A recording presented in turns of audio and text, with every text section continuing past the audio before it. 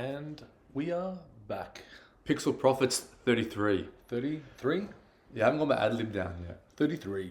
You know, I've wanted that Birdman ad lib, like 33 or something. Yeah, I know. I don't know if I go between high pitch intro where I go 33 or 33. A bit more dark, mysterious. Sometimes I weigh in between the two. Guys, You know? what do you reckon about the content? You know, like, share. Subscribe. If you think it's good, like, and you think people will like it, we're open to you guys sharing it. Please share it. Just Just share. we like to talk on this podcast. We love it. We do love it. We do love it. I actually had some feedback the other day about, like, I was using the word modulated. So I was like, oh, okay, I can separate this into a modulated form. So you get a bit of that and a bit of this. And they're like, man, no one uses that word. Like, what does that mean? I go, well, I'll make the quote for you and I'll break it down into this quote, and this quote. Modulate it. Yeah, okay, yeah. So it's a one big part, but it's broken up into smaller parts, so you're aware of the price. And that's like, don't use that. No one uses that. No one will know what you're talking about. Like, oh man, what world are we living in? You guys need to learn the lingo, man. Do you know what I was thinking about? The idea that you reap what you sow, bro. Do you know, we're just having a chat and we're definitely. like, you reap what you sow. Yeah. Like, I gotta read this to you, man. Okay. Is it a fairy Is it tale? Galatians or Galatian? This is from the Bible. Galileans? I don't know. It looks like Galatians 6, 7-9. Do not be deceived. God cannot be mocked. A man reaps what he sows. And then it goes, let us not become weary in doing good, for at the proper time we will reap a harvest if we do not give up. That's from the Bible, bro. So we were naturally talking about reap what we sow, and then you come out with a Bible quote. When did that actually happen? Well, I went to get some water downstairs, and then Mum always puts up Bible quotes. She used to always do it when we were kids. Yeah. And this one I found recently, and she had laminated it for me, and I used to have it, and before exams, I used to read this shit. And bro, I forgot how powerful the words are, and I wanted to share it. So you're telling me we naturally were talking about reap what you sow. Obviously, I've got a life experience where I'm now reaping what I sowed. Yeah. And it's paying off dividends. And then all of a sudden you come up with an actual quote from the Bible that was on our fridge. Yes, that's exactly what happened. Is that synchronicity? That's what I'm trying to figure out. What's a synchronicity, bro? Is it just like you see the code of the Matrix or something? It's when there's glitches. There's like universe glitches where like things that surround you come in handy. Have you watched the movie Signs with Mel Gibson? No. No, you're kidding me. I've seen it, but I don't remember it. It wasn't. It was Night Shyamalan, I think. Was it? Night Shyamalan, I think it was one of his movies. Yeah. Essentially, it's that there's all these random personality traits that everyone's leaving behind, and then aliens come, and the things that they do assist in defeating the aliens.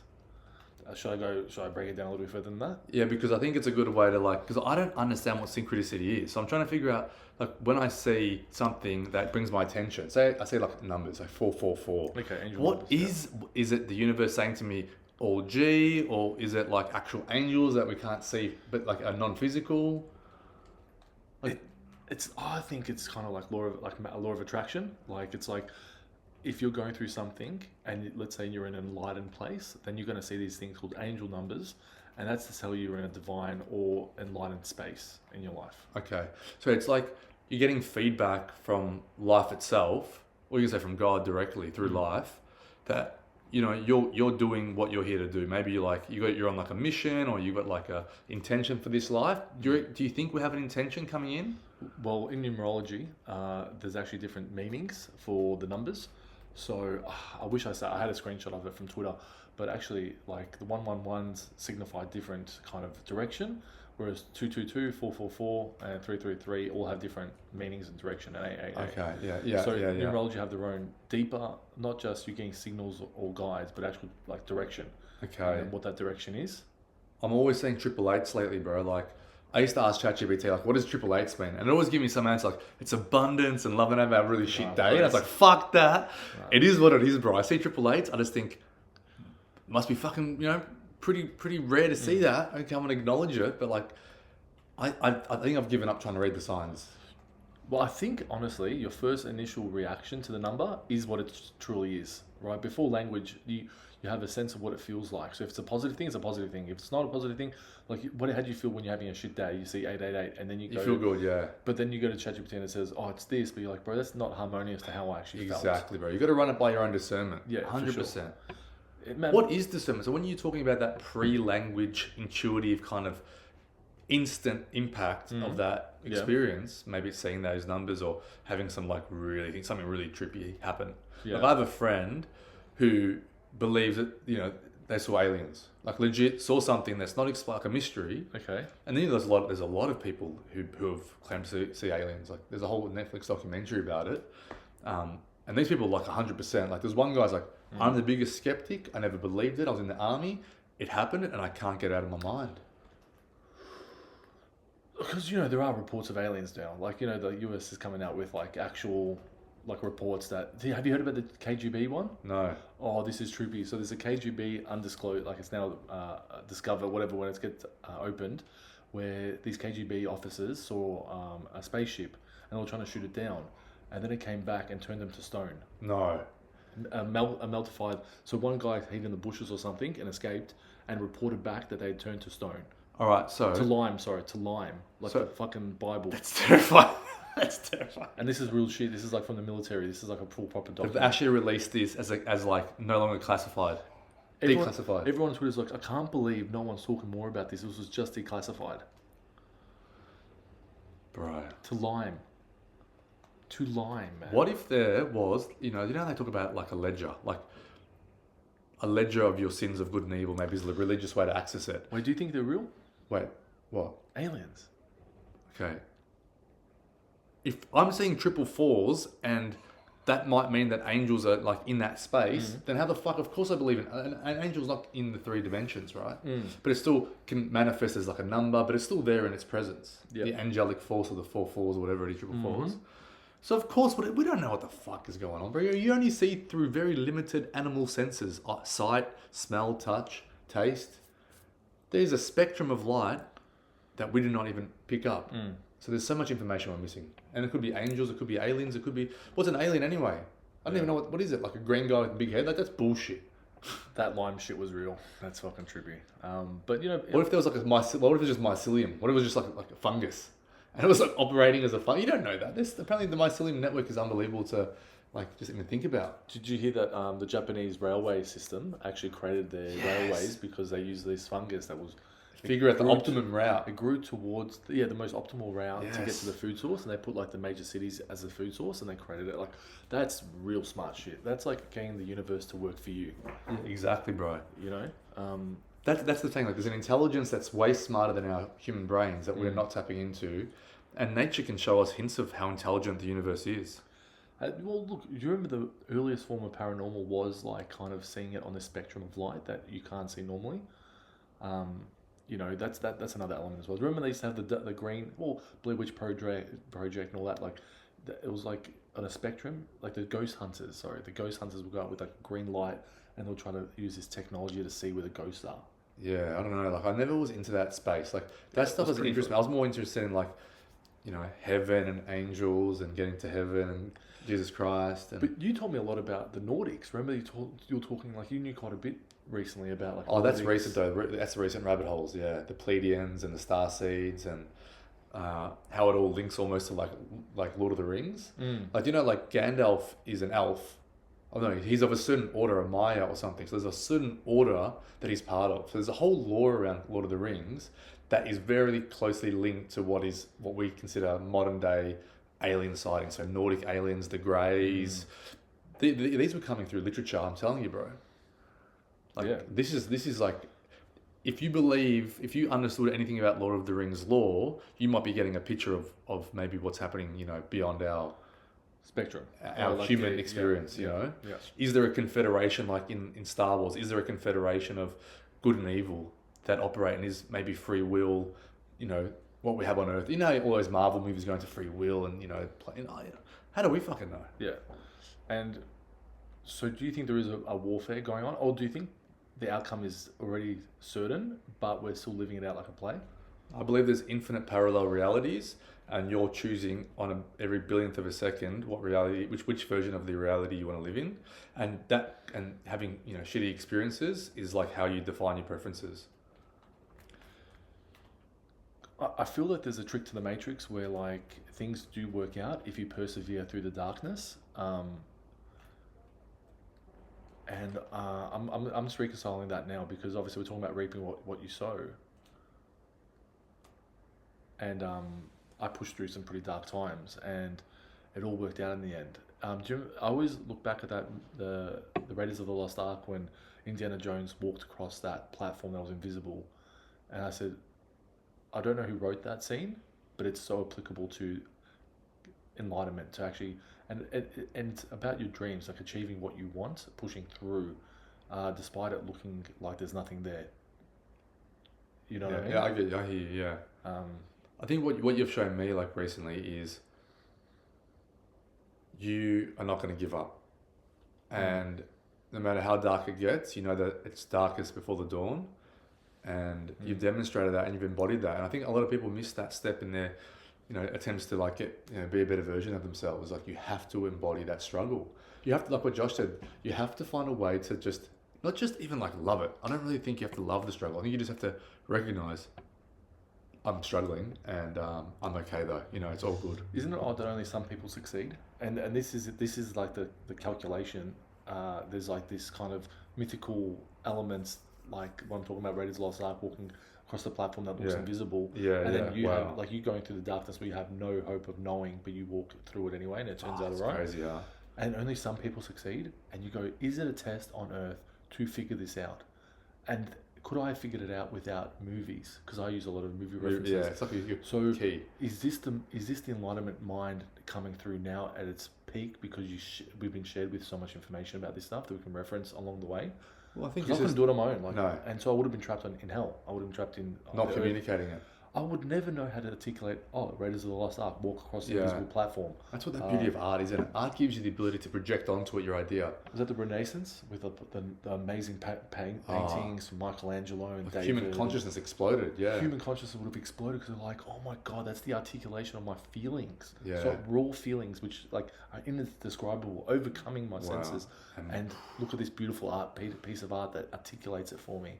That's what an artist does, though, isn't it? They take that raw material of their life's roller coaster, and they transmute all that lower density energy into beauty. And I think that's like what you want to be, right, in life. If I want to be anything, I want to be an artist that takes the raw material, maybe your emotions, and then in the end you create beauty. And I think the way that I love doing that is through my parenting. Is like, if your children are happy, grounded beings, what a beautiful legacy to leave is in your child, instead of just like a rock or like you leave it in a living child that has their own children. Like that's what generational vision I've got is like, I want my kids to be like thriving, And I've seen how we raise these kids, and it's like, maybe that's a myth. I remember growing up as a kid, I go, that's a myth that you can have like a happy family household and good times. Do you ever feel like it maybe is so simple but unreachable? Like again, so many people just don't reach, like don't actually. No, it's a system where parents aren't incentivized with money to be parents. So you're incentivized to go to work and make money, and then outsource your parenting to, all sorts of different service providers or people.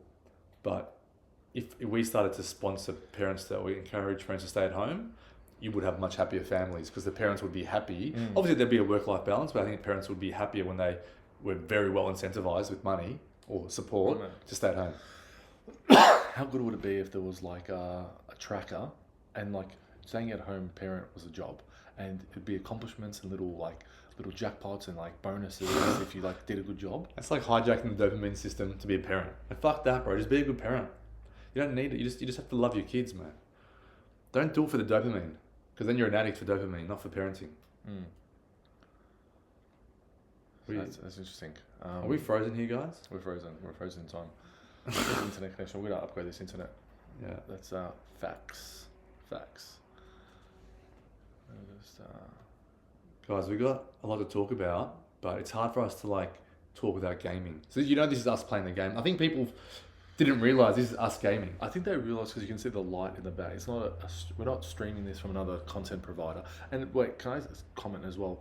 The way you use service provider, it's like mixing human language with work language for an effective result. Okay. That's what I said when I said to this person, I'll modulate your quote. And then upon review, they go, You can't use that because like who uses that word? Like People are smart. Who uses modulate in a way to articulate, breaking things down appropriately to make it bite-sized for you? Oh, And it's like, am I doing it right? Because obviously I did nothing wrong. Do you know what I mean?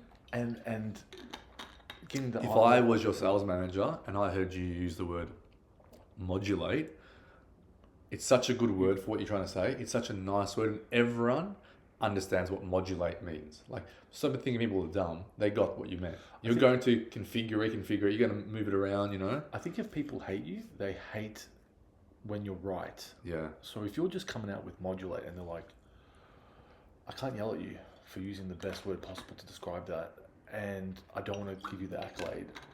I don't know what to do, so I'm frustrated. Just never do it again. Like, you know, like I'll cry. Like, Yeah. like it creates an emotional response out of the person that doesn't want to agree with you in the first place. You know. And that's what I found. I actually made a client cry. You know, very recently, and it reminded me of Stuart. Reminded me of a guy if there was Cry? another one. Yeah, cry. Like, cry meant like, you know, probably got off the phone and cried. You know, What like, do you mean? I wouldn't say mean, just being such a good salesperson, she had no choice but to buy from me. Oh, you mean cry in a good way?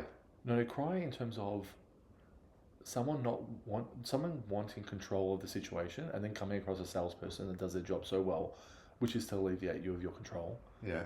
and then being in the face of that and having no other alternative but to cry. There's no language that she had prepared to articulate a moment where she realized it was a losing battle. Like, she was going to buy from me. There's no way. So why would you frame the sale? Because obviously I love negotiation and sales. Like, why would you frame it as a battle? Like, why is sales a battle? It's not a battle. It is atrophy. Like, you are wearing them down. They only have so much time before their mental capacity does deteriorate. And if you're stronger mentally, you will win the victory. You will wear them out. So if she's like, what's this mean? What's that mean? And you go, well, that means this. And you go, Oh, yeah, I know what you're saying. And Overcoming objections, bro. It's called overcoming Overcoming objections. objections. The way you phrase it makes it sound so like not sinister, but I think the way you phrase things, it's intelligent. Yeah. But like mental entropy to this, it's like you just overcame. They want to buy. Like, this is what I realized about buying psychology. They want to buy, but if they want to buy from someone they can trust, and that they're not just the sales process is good, but you're providing the service and whatever you're doing, like they want a good outcome, right? Okay.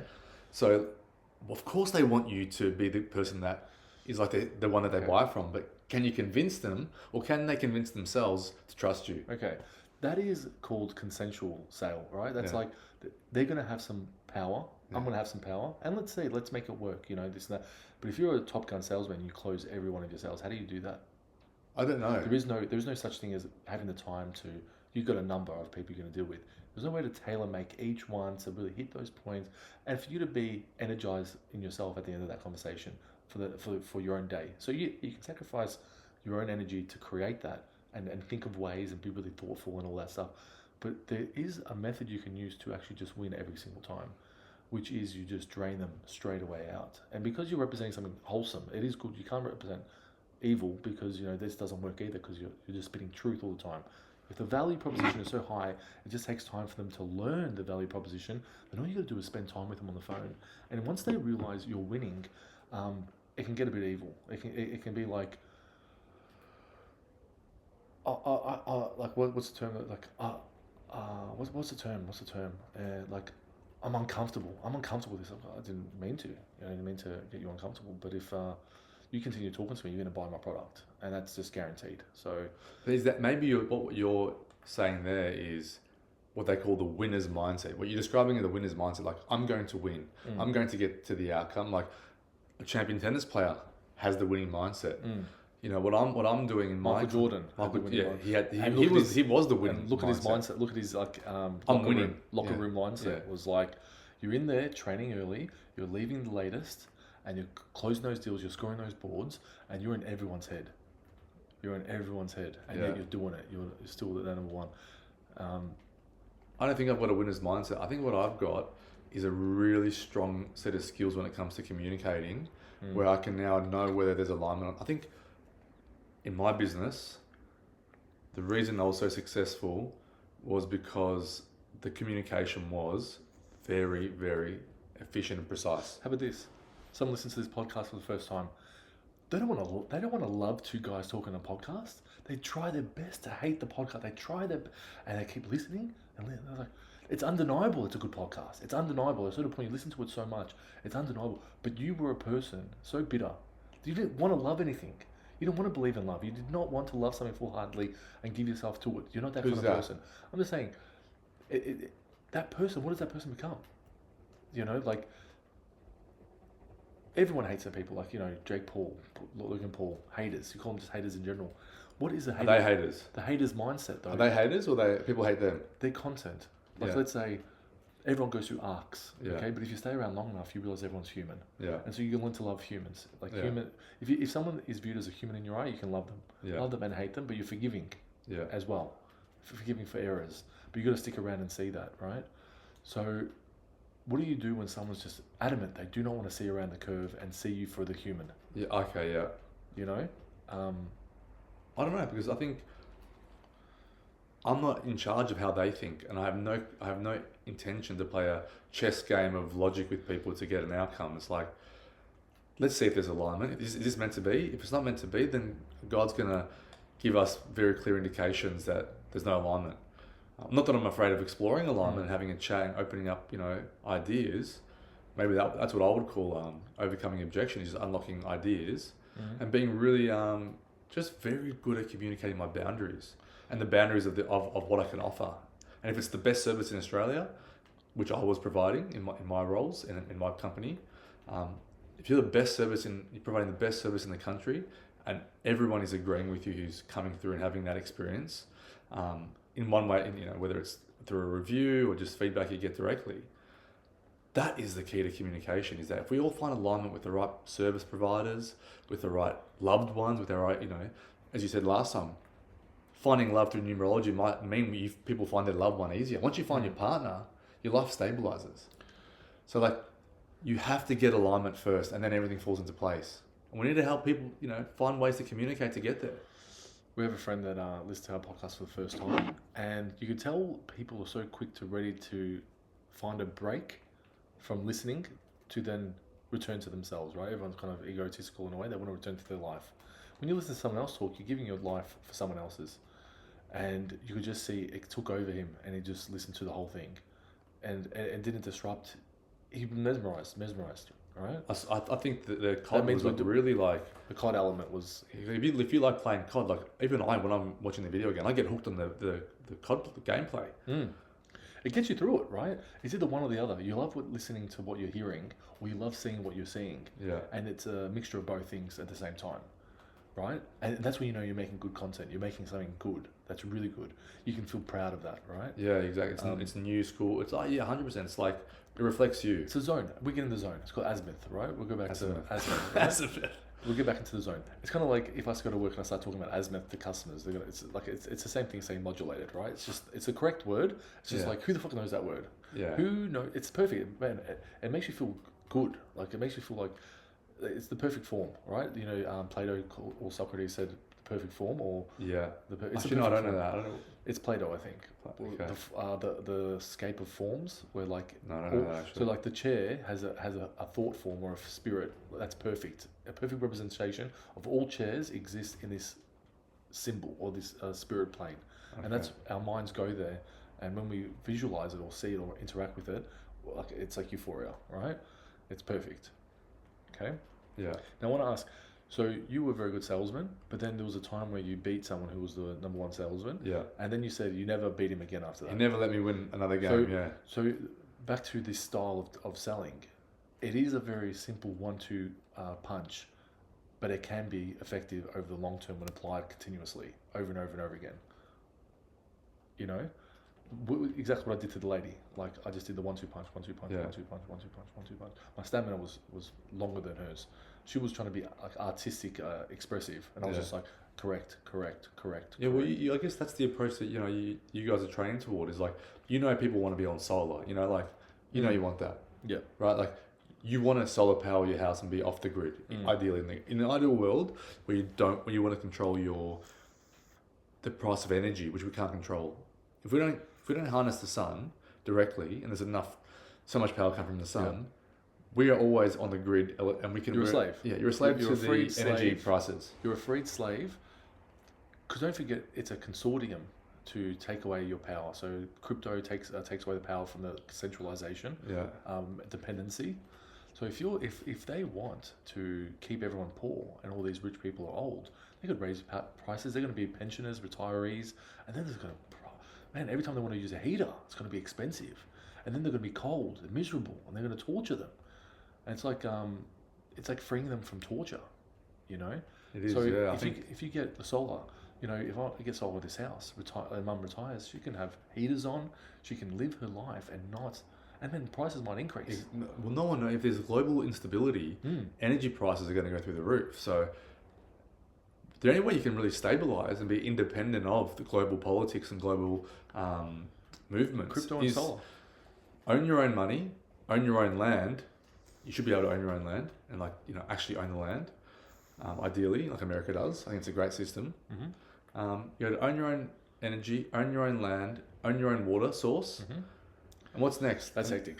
I think, and people that do own they own their own water source. Fucking congratulations, that's fucking mad. It's You got a spring in your land. Yeah. It's the same length that I would say. A very effective one is crypto, solar, and carers. So you get as many carers as possible. So if one pisses you off, you can have another one. Having access to carers, like all the people that actually work in the industry, and then when you're older, retired, you can hire someone to help you out one day for 2 hours to go to the shops or do this, and it's like having paid friends. You know, it's like prostitutes a little bit. What the fuck are you talking about? It's I'm so saying, funny, bro. That's freedom because you can be. But you know what? They're offering a slave, service, a personal service. One's sexual, one's obviously more about caring. But I know what you're saying. But they're looking after your needs. social work, or a support work. SW, sex work. SW. You tell me, bro. Gematria. So Gematria is the science of words, how they have like symbolic meaning. That's like spell casting or whatever. What's it called? Gematria. I've never heard that word in my life. This is wild, okay? This is really wild, man. Like, there's a lot of Gematria, like, that comes up a lot, bro. Like, it's fucking wild. And it actually ties into numerology as well. You can do numerology with Gematria. Whoa. But essentially, Gematria sounds like my jam, bro. When words match and pair and they create, like, a resonance, it's like you can link it to Gematria. And so, like, numbers 7, 11, like, the fact that 7 and 11 sound so similar, those numbers get along, like, because of Gematria. And, so on and so forth. So like, is it more powerful than numerology? No, it ties in with numerology. Okay. So it's the same. It's like understanding the matrix. Oh, okay. So there's fuck it, bro. When you try to start understanding Gematria, like you see the content, and it's like going down conspiracy theories because you're like, how the fuck did they get to that? Like, it could have been anything. Yeah. Like you can't spell Bible without lie. You can't spell aliens without lie, and like it's like Gematria is like the symbolic like the under symbolism that's being demonstrated to you through language that the elites know of and they can decipher it on site. I think the elites is a scam. I think the idea of the elites is the biggest scam idea of all time. You can't spell elite without lie. Yeah. Yeah. So then you start saying, well, everything that can be spelled with lie. I thought, in the movie in Matrix, Zion is also part of the Matrix, right? So anything that steals your energy, even the idea of a Zion or like a place on earth where there's like the people are real and not plugged in, it's like even that's a scam. The only truth is the fact that you are, like I am. No, the only non-scam is when you're Neo. Okay? Everyone else is scammed.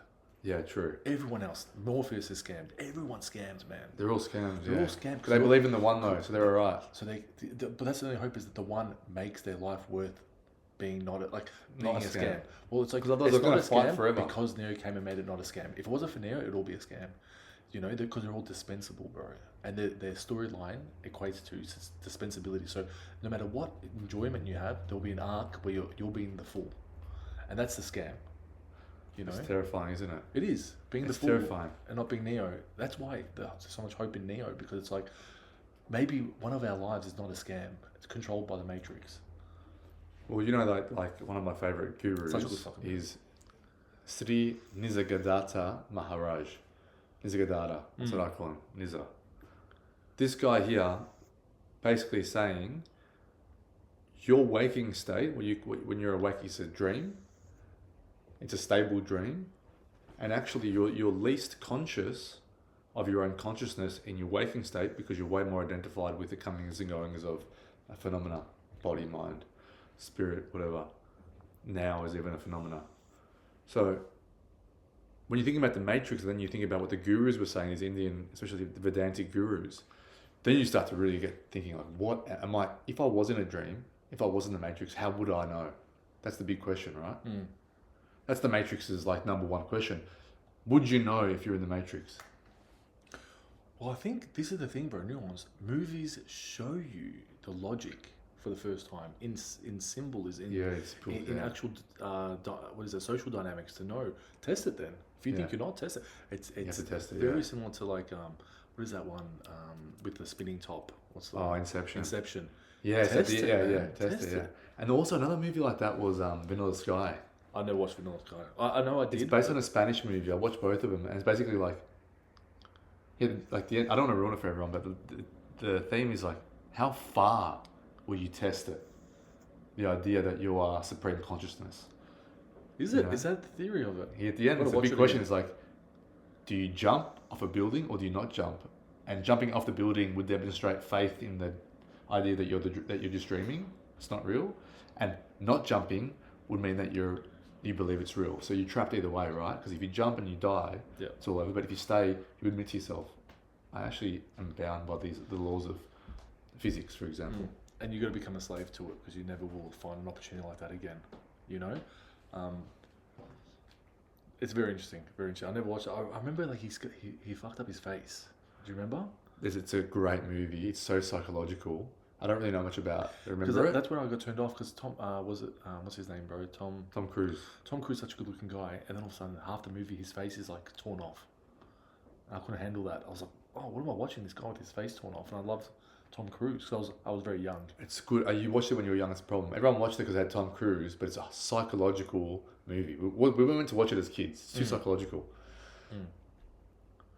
I think I watched. Do you know what the movie that I watched that fucked me up when I was a kid? Event Horizon. Oh, what's that recent? Do you know how good that movie is? Is it good? Really good because like the cast members are actually primetime acting. Really? Really good. Also another one, Kong. They're the movies that scared me the most as a kid, bro. They scare you the most. But they're acting and it's funny and they do jokes. Do they? It is actually good movies, man. These are actually good movies. Yeah. I got Kong. I got Event Horizon. I gotta watch both. I gotta watch both of them, and like release my childhood trauma. Yeah, so I remember watching. I was like, "Where are we going? You don't need eyes." And I was like, "Ah, no, I close my eyes Dad!" I still close my eyes for that. Do you really? Scary as shit, bro. It's still scary as fuck. And like, remember how like the legs were peeling off? No, that's what I'm saying. That's too scary for me, bro. Yeah, I have to watch it. Maybe there's like a unhealed child trauma that I have to release. Do you know what it is? It's like Watchmen. It's like what's that thing when the lady gets RAPE? Say you can say it, bro. I'm not gonna say it. It's cancel culture, bro. Cancel culture. But she gets raped in the movie. Yeah. What does she say? She says everything looks a bit brighter. Remember that? There was that moment of like she didn't hate him anymore. So what it is all the movies are so horrible now that like everything just seems a bit brighter. Like you go back and watch Event Horizon or Kong, and you're like everything seems a bit brighter. A little bit bright. Okay, I gotta go back and watch it. Yeah, man. You do. And Kong's really good, man. I know, bro. I remember we watched that at Phillip Island, and I couldn't sleep that night, bro. Bro, I couldn't sleep for weeks. I had to sleep in the same bedroom as you because silverback gorilla. Oh, too scary, bro. Why is it so scary, bros? What was the whole premise of that? There was this one gorilla that was on an island. I remember, but like I was still like, I don't know. It's tough to remember. But it was like one gorilla that was like they're on an island. They're looking for treasure or something, and they excavate this like this temple, and it's about the temple for a gorilla, and the gorilla just like kills everyone. But then some people survive. I don't know, bro. I'm not good with horror. I don't like horror. I don't like scary stuff. I don't like my mind even like having it. But I think I have to watch Event Horizon. Yeah, that's a good one. But bro, I think it's wrap up time, man. Is it? Wow, it goes so quick, man. These little sessions. It does, yeah. I think. You know how we always kind of just reflect at the end there, like anything that you kind of want to reflect on or anything that you're doing. Yeah. You know? So recently, pretty much like I started a new job and I was with somebody and because I had ChatGPT, there was one area I was really strong with, which was research and studying and things like that. And then every time I would go create my notes, because I would take my raw notes, get it translated by ChatGPT so it's coherent, print it off. I would go print it off for him as well, and I'll share with him all my notes. And he was struggling at the time. Some people have outside of work-life balance or whatever. And I'll just keep feeding them these notes. And it turns out that really helped him turn a corner where he might have quit. And just recently, we we're going into sales, and there was a time where I thought I was going to quit because of the social dynamics. You know, somebody says something, and then all of a sudden you can't recover, and you know, and they're in a position where you got to have to follow what they say because you're new. Even if you think you know better, you still got to do what they say, and you persevere. And he assisted me through that, and now I'm seeing around all of that drama, and I'm seeing like the heaven.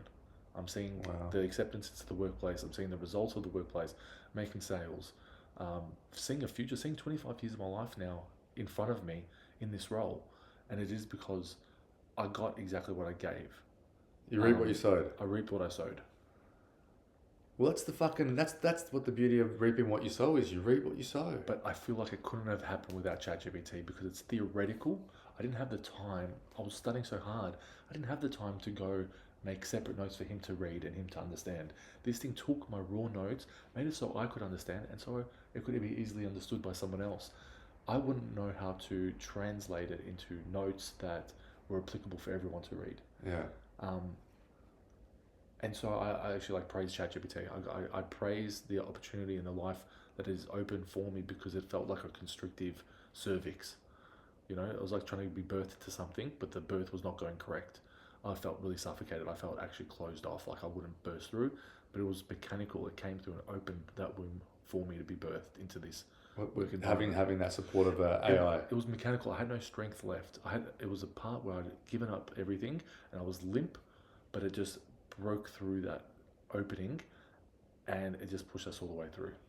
So ChatGPT really just, it's like a tool that is newly introduced and I'm living a world I should not be living in.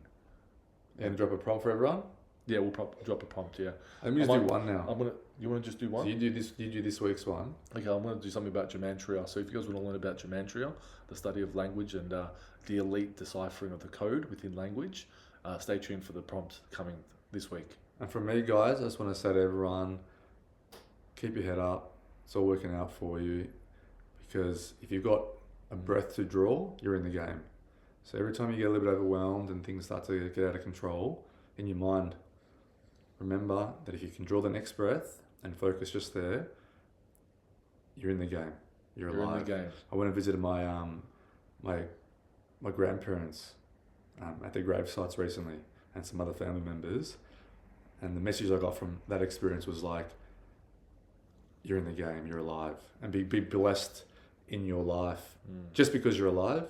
Because our game's ended, you know, we've had our time on the earth and it's now our time. Those who are alive and who are doing whatever they're here to do. I think there is an intention for everyone or a blueprint.